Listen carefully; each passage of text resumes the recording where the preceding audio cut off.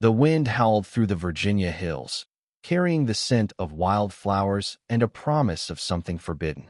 I stood at the edge of the gravel driveway, my sneakers crunching against the stones, staring at the farmhouse that looked like it had been plucked from a postcard and set down in the middle of nowhere. My best friend Caleb's dad, Mr. Daniel Hargrove, had invited me here for the weekend, alone, and I still didn't know why.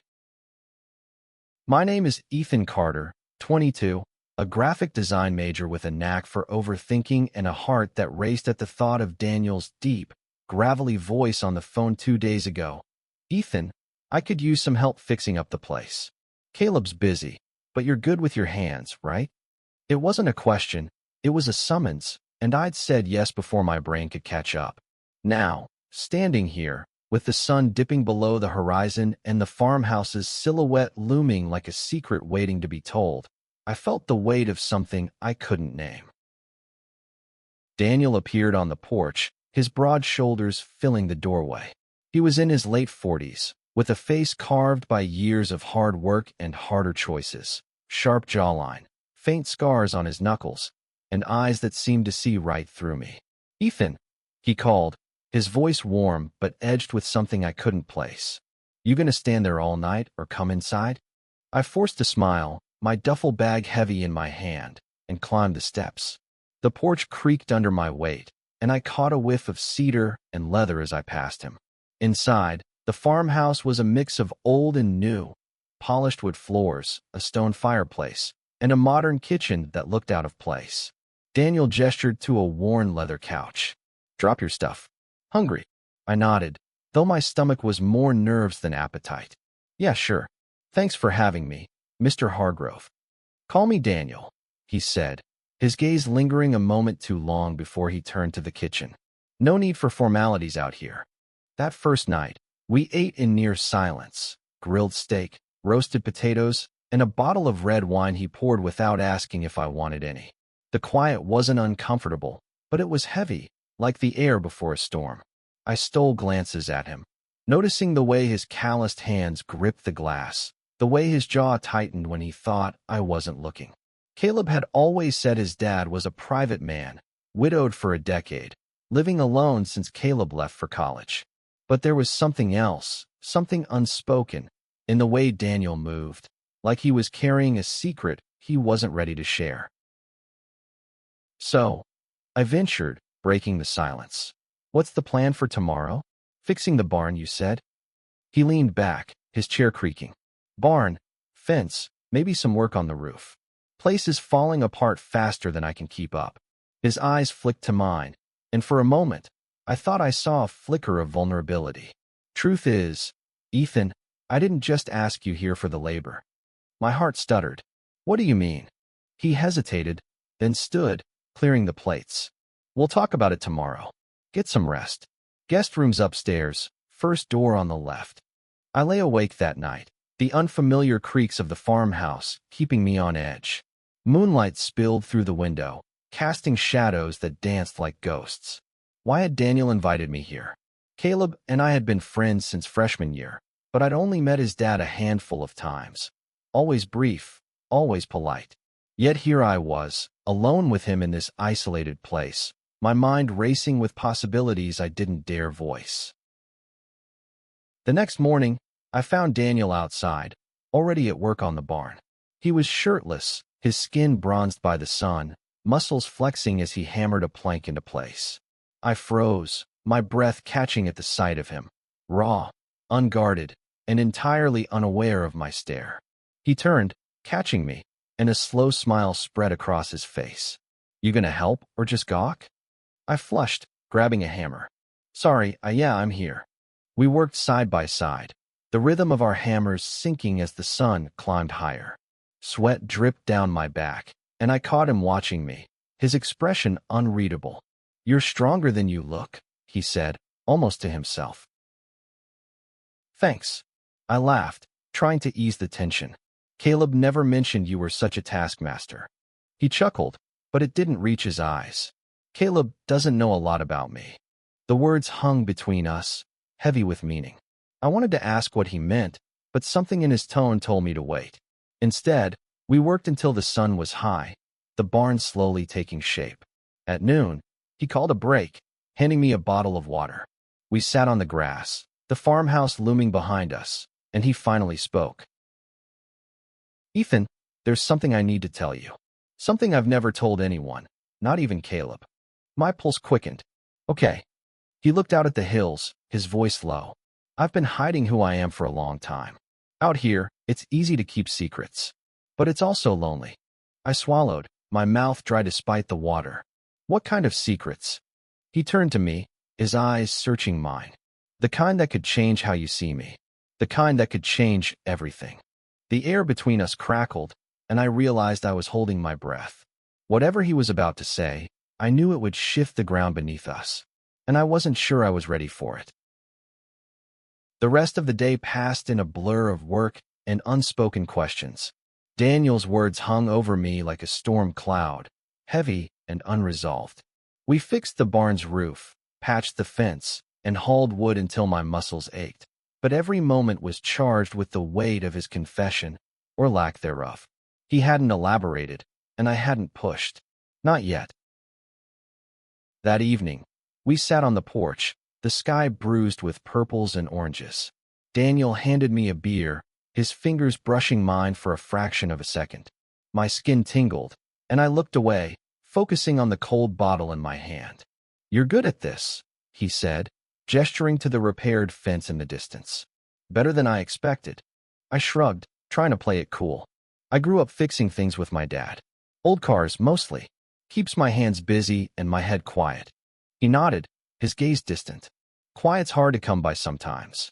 I took a sip, the bitter taste grounding me. "You said something earlier about hiding who you are. What did you mean?" He tensed, his jaw tightening. For a moment, I thought he'd brush me off again. But then he set his beard down and leaned forward, elbows on his knees. "Ethan, you ever feel like you're living a lie? Like the world expects one version of you, but the real you is different?" My heart pounded. I knew exactly what he meant. I'd known I was gay since I was 15, but I'd only come out to a few people, Caleb included. My small hometown in Ohio hadn't been the easiest place to be myself, and even now, in college, I kept parts of me locked away. "Yeah," I said softly. "I know what that's like." His eyes met mine, sharp and searching. "Do you?" I nodded, my throat tight. "I'm gay, Daniel. Have been for a while. It's not something I broadcast, but yeah." The silence that followed was deafening. I braced myself for judgment, for the awkward distance I'd seen from others when I'd shared this part of me. But Daniel didn't flinch. Instead, he leaned back, his expression softening. "That's brave, Ethan. Braver than I've ever been." "What do you mean?" I asked, my voice barely above a whisper. He looked away, his fingers tracing the rim of his beer bottle. "I've spent my whole life trying to be the man everyone expected: husband, father, farmer. After Sarah died, it was easier to hide. No one asks questions when you're a widower living alone." He paused, his voice dropping. "But I'm tired of hiding." My breath caught. Was he saying what I thought he was? Before I could ask, he stood abruptly, grabbing his bottle. "It's late. We've got more work tomorrow." He disappeared inside, leaving me on the porch, my mind reeling. The stars were out now, bright against the inky sky, and I felt like I was standing on the edge of something vast and unknown. Daniel was hiding something, something big, and I was starting to suspect it wasn't just about fixing fences. The next day, we worked on the farmhouse itself, patching cracks in the walls and painting the trim. Daniel was quieter than before, his movements deliberate, like he was wrestling with something inside. I caught him watching me again, his eyes lingering on my hands as I painted, on my face when I laughed at his dry humor. Each glance felt like a spark, igniting something I wasn't sure I could control. By afternoon, the heat was unbearable, and we took a break by the creek that ran through the property. I stripped off my shirt, splashing water on my face, and when I turned, Daniel was staring, his expression raw. "You remind me of someone," he said suddenly. "Who?" I asked, wiping water from my eyes. He hesitated, then looked away. "Someone I knew a long time ago. Someone I cared about." The way he said it, soft, almost broken, made my chest ache. What happened to them? They left, he said simply. And I let them go. I wanted to ask more, but the pain in his voice stopped me. Instead, I sat beside him on the creek bank, our shoulders close but not touching. The water babbled over the rocks, and for a moment, it felt like we were the only two people in the world. Ethan, he said after a long silence, I asked you here because I needed to know if I could still feel something, if I could be honest with someone. My heart raced, and he turned to me, his eyes dark and intense. I'm starting to think I can. The air between us shifted, charged with a current I couldn't ignore. I wanted to reach out, to close the distance, but fear held me back. What was happening here? And what would it mean if we crossed that line? The days blurred together, each one heavy with unspoken truths. Daniel and I fell into a rhythm, working, eating, sharing quiet moments on the porch, but the tension between us grew, a tightrope we were both afraid to cross. I could feel it in the way his hand brushed mine when he passed me a tool, in the way his voice softened when he said my name. On the third night, a storm rolled in, the kind that shook the windows and made the farmhouse groan. We sat by the fireplace, the crackling logs casting flickering shadows on the walls. Daniel poured us whiskey, the amber liquid catching the firelight. You ever think about running away? He asked, his voice low. I laughed, surprised. From what? Everything. Expectations. The life everyone thinks you should live. I took a sip, the whiskey burning my throat. Sometimes. But running doesn't solve anything. It just delays it. He nodded, staring into the fire. I ran once. Not physically, but in my head. Shut myself off from the world. Thought it'd be easier. Did it work? I asked. He met my gaze, his eyes haunted. No, it just made me lonelier. The vulnerability in his voice cracked something open in me. I set my glass down, leaning closer. Daniel, what are you trying to tell me? He exhaled, running a hand through his hair. I'm not good at this, Ethan. Words. Feelings.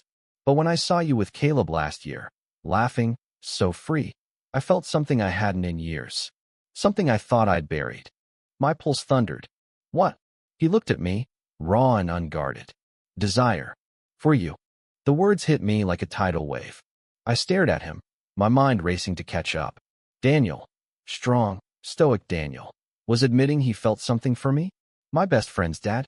The man who'd lived a life I could barely imagine? Say something, he said, his voice rough. I don't know what to say. I admitted, my hands trembling. I mean, I felt it too. The way you look at me, the way this feels, but you're Caleb's dad. And I'm. You're what? He interrupted, leaning closer. Too young? Too good for a broken-down farmer like me? No, I said quickly. It's not that. It's complicated. He laughed, a bitter sound. Complicated. Yeah, that's one way to put it. The storm raged outside, mirroring the chaos in my chest. I wanted to reach for him, to tell him I'd felt the same spark, but fear clawed at me. What would this mean for me, for him, for Caleb? Yet the pull was undeniable, a current dragging me towards something I couldn't resist.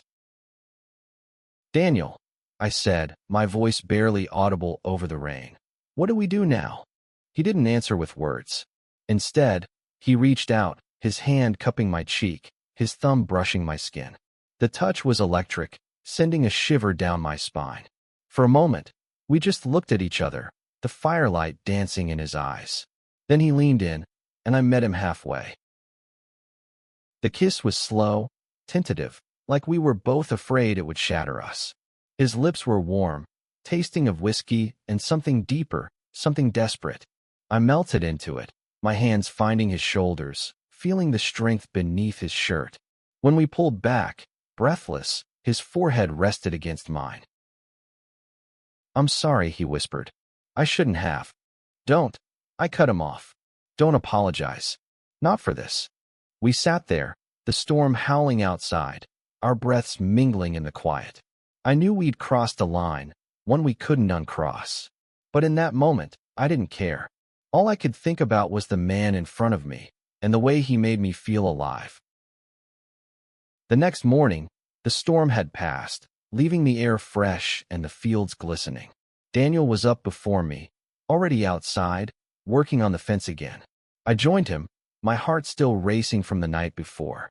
Neither of us mentioned the kiss, but it hung between us, a silent promise of more to come. As we worked, he told me about his life, growing up in a conservative town, marrying young, losing Sarah to cancer. He spoke of the man he'd loved in secret years ago, a farmhand who'd worked the fields with him. His name was Lucas, Daniel said, his voice thick. We never acted on it. Couldn't, back then. But I never stopped wondering what could have been. I listened, my heart aching for him, for the life he'd been forced to hide. You don't have to hide anymore, I said softly. He looked at me, his eyes fierce. Maybe not. But it's not that simple, Ethan. Not for me. Not for you. I knew he was right. But as we stood there, the sun warm on our faces, I couldn't help but hope that maybe, just maybe, we could find a way. The days that followed were a dance of closeness and caution. Daniel and I worked together, laughed together, stole glances when we thought the other wasn't looking. But the kiss lingered, a secret we hadn't dared revisit. I wanted to. God, I wanted to, but every time I thought about reaching for him, doubt crept in. What were we doing? What could this possibly become? On the 5th day, Daniel suggested we take a break and hike to a nearby ridge. The trail was steep, the air thick with the scent of pine and earth. We walked in silence, the only sounds our footsteps and the distant call of a hawk. At the top, the view was breathtaking, rolling hills stretching to the horizon, the farmhouse a tiny speck below. It's beautiful, I said, catching my breath. Daniel nodded, his eyes on the landscape. This place, it's been my refuge. But it's also been my prison. I turned to him, confused. What do you mean? He sat on a boulder, gesturing for me to join him. Out here, I can be alone with my thoughts. But it also keeps me from the world, from possibilities. I sat beside him, our knees brushing. Like us. He looked at me, his expression torn. Ethan, you're young. You've got your whole life ahead of you. I'm not sure I have the right to ask you for anything. My heart twisted. You're not asking me for anything I don't want to give. He shook his head, a sad smile on his lips. You say that now, but what happens when you go back to college? When Caleb finds out? When the world reminds you I'm twice your age? I reached for his hand, my fingers lacing through his. I don't care about that. I care about you.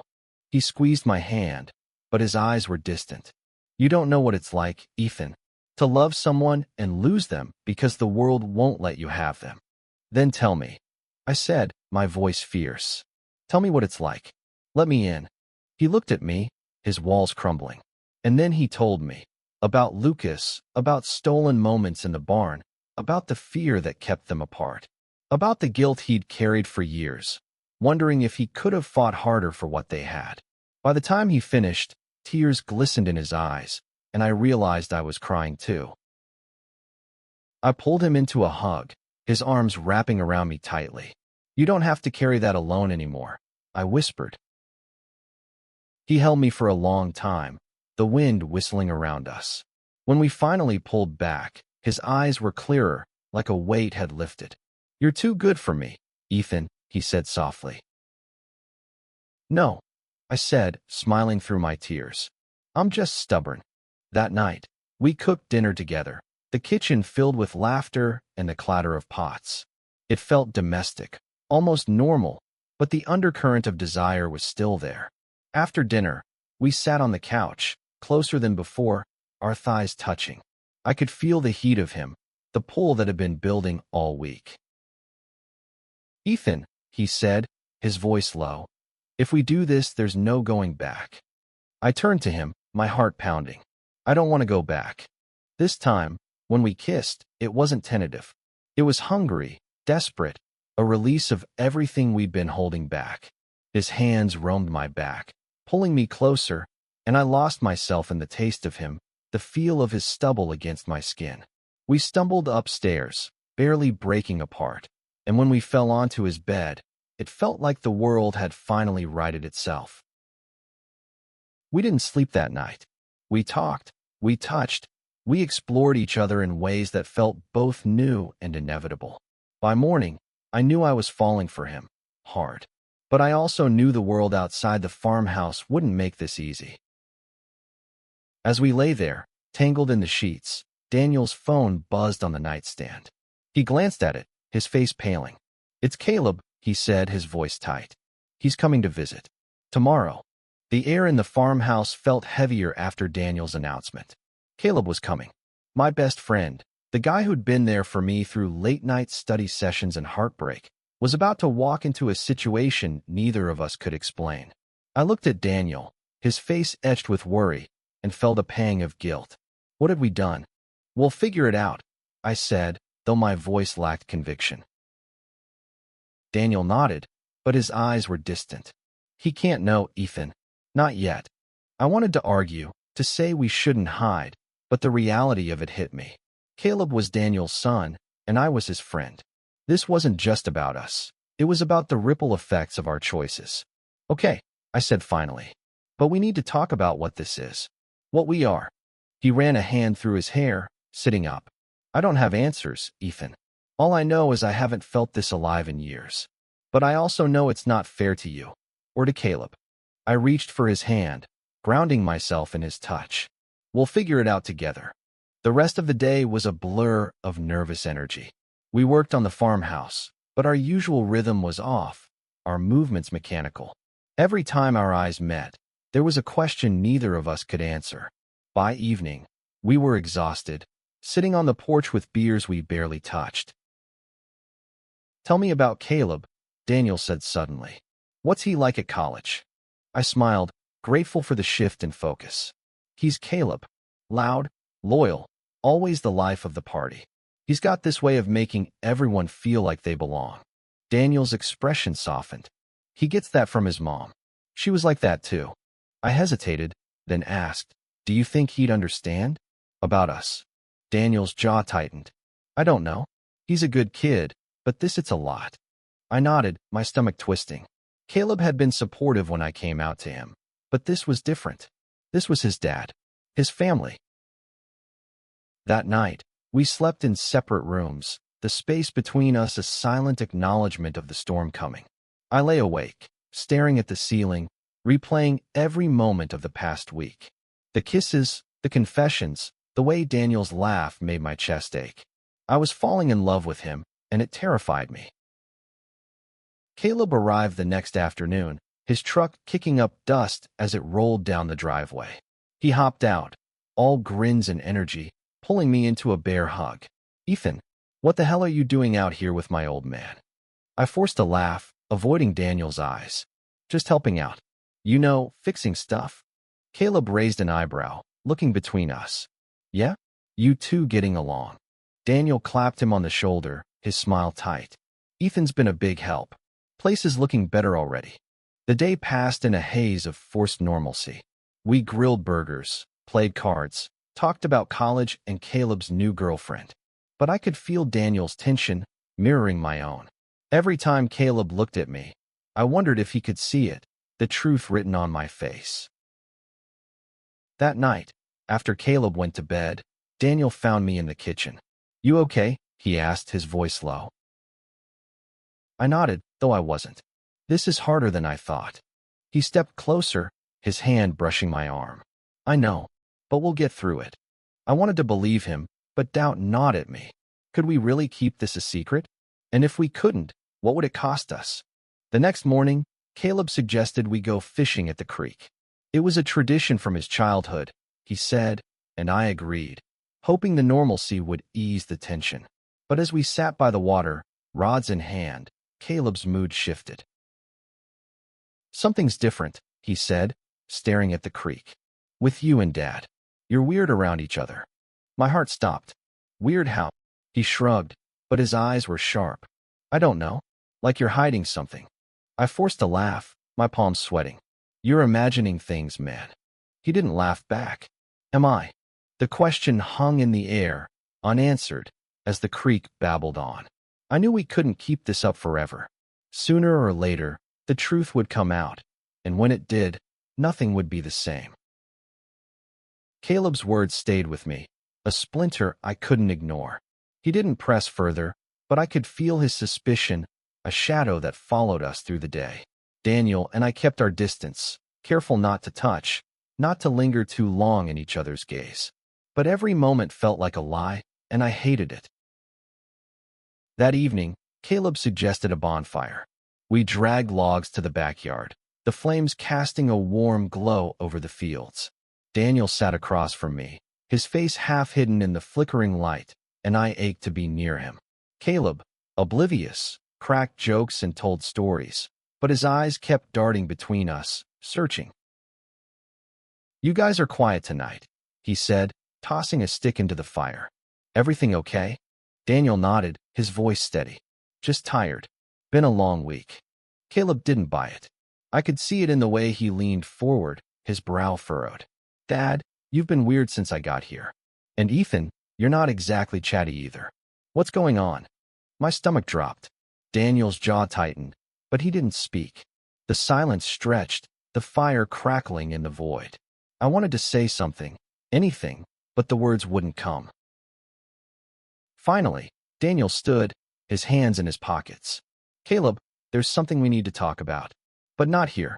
Not like this." Caleb's eyes narrowed. "What does that mean?" Daniel glanced at me, his expression pleading. "Tomorrow," he said. "We'll talk tomorrow." Caleb didn't push, but the air was thick with tension as we doused the fire and went inside. I couldn't sleep that night, my mind racing with what-ifs. What if Caleb hated us? What if he never spoke to me again? What if Daniel decided this was too much, too hard? The next morning, Daniel found me in the kitchen before Caleb was up. "We need to tell him," he said, his voice low but firm. "He deserves the truth." I nodded, my throat tight. "I know, but what if he doesn't understand?" Daniel's hand found mine, squeezing gently. "Then we'll deal with it. Together." Caleb came downstairs an hour later, his face unreadable. We sat at the kitchen table, the morning light harsh and unforgiving. Daniel took a deep breath, his hands clasped in front of him. "Caleb," he started, "there's something you need to know. About me. About Ethan and me." Caleb's eyes flicked to me, then back to his dad. "What are you talking about?" Daniel's voice was steady, but I could hear the tremor beneath it. "I'm gay, Caleb. I've known it for a long time, but I've never had the courage to say it. And Ethan, he's part of why I'm saying it now." The silence was suffocating. Caleb stared at his dad, then at me, his face a mix of shock and something else. Hurt, maybe, or betrayal. "You're serious?" he asked, his voice breaking. I nodded, my heart in my throat. "I'm sorry, Caleb. I didn't mean for this to happen. It just did."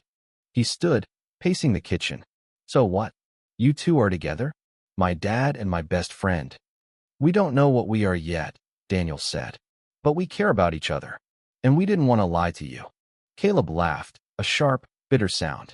"Lie to me? You've been lying this whole time. How long has this been going on?" "A week," I said softly. "It started here." He stopped pacing, his hands clenched. "A week. And you didn't think to tell me? Either of you?" "We wanted to," Daniel said. "But it's complicated. I didn't want to hurt you." Caleb's eyes flashed. "Well, you did." He stormed out, the screen door slamming behind him. I started to follow, but Daniel grabbed my arm. "Give him time," he said. "He needs to process this." I nodded, but my chest ached. Caleb was my best friend, and I'd broken his trust. Daniel pulled me into a hug, his warmth grounding me, but it didn't erase the fear that we'd just lost something we couldn't get back. That afternoon, Caleb left without saying goodbye. Daniel and I stood on the porch, watching his truck disappear down the driveway.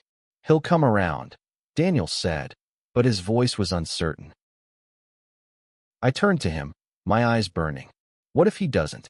Daniel didn't answer. He just pulled me close, and we stood there, holding on to each other as the sun sank below the hills. The farmhouse felt emptier after Caleb left.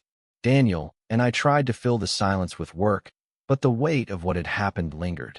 I kept checking my phone, hoping for a text from Caleb, but nothing came. Each day stretched longer than the last, and I could feel Daniel pulling away, his guilt a barrier between us.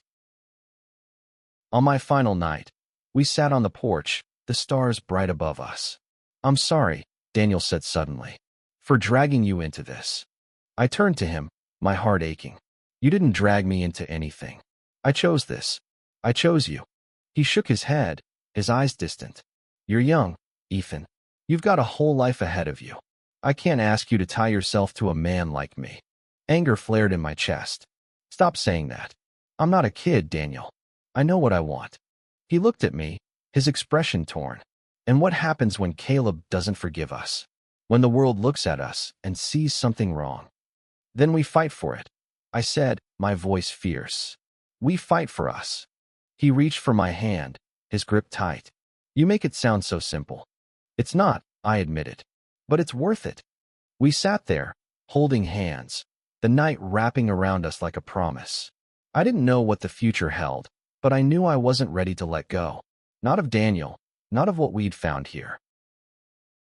The next morning, I packed my bag, my heart heavy.